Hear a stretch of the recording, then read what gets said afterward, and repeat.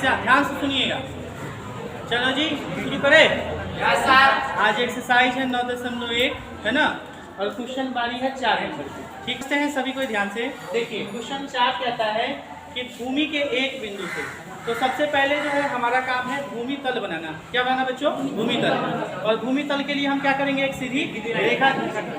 चलिए ये देखिए, ये है हमारा भूमि तल, ये हो गई सीधी रेखा। अब प्रश्न कहता है कि भूमि के एक बिंदु से, भूमि के एक बिंदु, तो इस भूमि तल पर कहीं भी हम एक बिंदु मान लेंगे। कितना बिंदु मानेंगे? एक। चलिए हमने मान लिया एक बिंदु यहाँ पर है, जिसका नाम हमने दे दिया एक।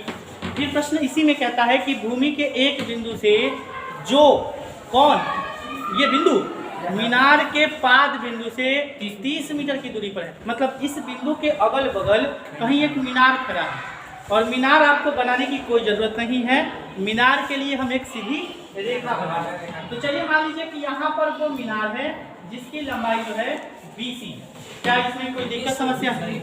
मतलब जिसकी ऊंचाई जो है वो BC है। मीनार यहाँ पे BC है, और ये मीनार BC, मीनार का पाद बिंदु कौन होगा पहले ये बताइए मुझे। मीनार का पाद बिंदु हो जाएगा C, और शिखर कौन हो जाएगा? A। ये जो बिंदु, हाँ शिखर भी, माफ कीजिएगा शिखर भी हो जाएगा। कहा गया ये जो बिंदु हमारा A है, ये मीनार के पाद बिंदु मतलब C से 30 मीटर की दूरी पर। कितने मीटर के? बताइए हमने यहाँ पर लगाया 30 मीटर। हमसे पूछा जा रहा है, और एक और बात है कि इस बिंदु से मीनार के शिखर का उन्नयन कोण 30 डिग्री। कितना डिग्री बच्चे? तो हमसे पूछा जा रहा है मीनार की ऊंचाई कितनी होगी। आप सब बताइए, मीनार इसमें कौन है? BC। मीनार कौन है? BC। तो इसी की ऊंचाई हमसे पूछी जा रही है। विशाल देखिए बोर्ड पर, और इसे हम लोग मान लेते हैं H मीटर। कितना मीटर? H meter. जो चीजें हमने यहाँ लिखी है उन्हीं को हम भाषा में लिखेंगे। यहाँ मीनार BC है, मीनार BC है, ठीक है। यहाँ मीनार क्या है? BC है। और हमने क्या किया? BC बराबर H मीटर, BC बराबर H मीटर क्या किया? माना। अब हमें की त्रिभुज है, तो इस त्रिभुज में हम चले आते हैं। हम त्रिभुज किसमें? तो त्रिभुज ABC में। अब आपको यहाँ ध्यान देने वाली बात, यहाँ पे आप देख रहे हैं कोण के सम्मुख भुजा को हम क्या कहते हैं? लंब कहते हैं, और इस वाले को कहते हैं आधार। और आपको ऐसे त्रिकोणमितीय अनुपात के बारे में सोचना है जिसमें लंब और आधार दिया हो। क्या दिया हो? लंब और आधार। सोचो लंब आधार किसमें? तो हम यहाँ पे लगाएंगे tan 30 डिग्री। tan कितना डिग्री? 30 डिग्री।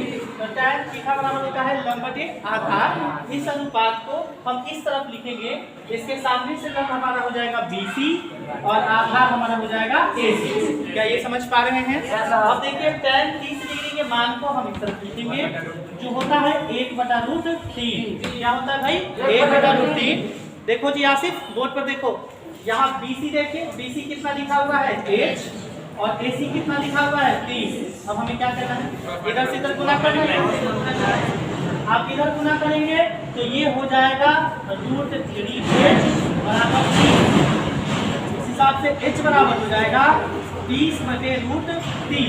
अब इसके हरों का परिमेयकरण कर देंगे। यहाँ हर इसका अपरिमेय संख्या है, तो परिमेयकरण करके क्या करेंगे? इसी से हम इसको गुना कर देंगे, तो ये हो जाएगा हमारा 30√3। बचा क्या हो जाएगा? 3 में गुना किया तो ये सीधे क्या हो गया? 3। और 3 से ये जो 30 है ये 10 बार में कटेगा। कितने बार में कट गया ये? 10 बार। अब H बराबर क्या हो जाएगा? 10√3 मीटर। कितना? 10√3 मीटर। बोले किसी को दिक्कत तो नहीं है? यही ऊंचाई में निकाली थी, तो हम लिख देंगे अतः मीनार की ऊंचाई H बराबर क्या मीटर है? 10√3 मीटर है। बच्चों यही हमारा और आपका आंसर हो जाएगा। बोलिए किसी को दिक्कत? समझ में आया पूरा चित्र से लेके हल तक? तो अब क्वेश्चन है बारी क्वेश्चन नंबर 5 के। इसको बनाने से पहले कुछ बेसिक जानकारियाँ समझिए। इसे हमने आपको नोट्स में लिखवाया भी है। और नोट्स क्या था कि यदि कोई ऐसी आकृति जो सतह के साथ सटी हुई है और सीधी है, तो उसको बनाने की जरूरत नहीं है। तो उसके लिए हम एक सीधी लाइन खींच लेंगे। भवन बनाना है तो एक लाइन होगा, खंभा बनाना है तो एक लाइन होगा।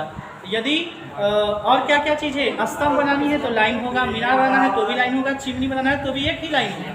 लेकिन ऐसी कोई चीज़ है जो भूमि के सतह के साथ जुड़ी हुई नहीं है, लेकिन इसके ऊंचाई को हमेशा हम भूमि तल के साथ ही या समुद्र तल के साथ ही मानते हैं, तो उसके लिए हम एक सीधी रेखा ना खींच के एक बिंदु मानते हैं और उस बिंदु से डॉट डॉट डॉट डॉट सीधी रेखा में हम भूमि तल से मिलाते हैं। क्या ये आप समझे थे? और इस तरह के लिए क्या क्या चीज़ें थी? तो इस तरह के लिए थी एक पतंग। पतंग कभी भी सीधी रेखा में या सीधी चीज़ से कहीं भी जुड़ी हुई नहीं है। पतंग के साथ साथ चिड़िया, हवाई जहाज, गुब्बारे, इन सब को बनाने के लिए हम भूमि तल के ऊपर एक छोटा सा बिंदु मान लेते हैं। बोला कोई दिक्कत समस्या तो नहीं? यहाँ भी प्रश्न उसी तरह से है, क्या कहा गया?